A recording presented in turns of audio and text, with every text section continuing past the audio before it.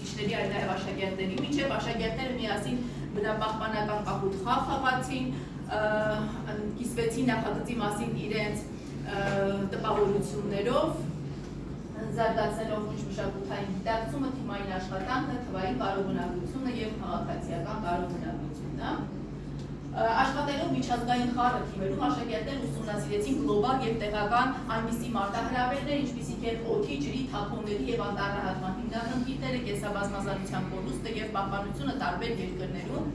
Նրանք գտան այս խնդիրների առաջացման պատճառները, հետևանքները և լուծումներ տվեցին այս խնդիրներին,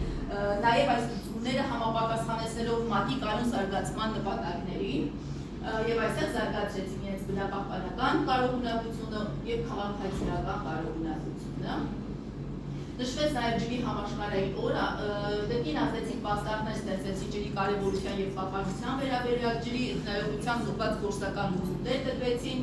զարգացնելով բնապահպանական և քաղաքացիական կարողունակությունները, նաև ներքևում նշված են այն գործիքները բոլոր գործունեությունների համար, որոնք օգտագործվել են տվյալ գործունեությունը իրականացնելու համար։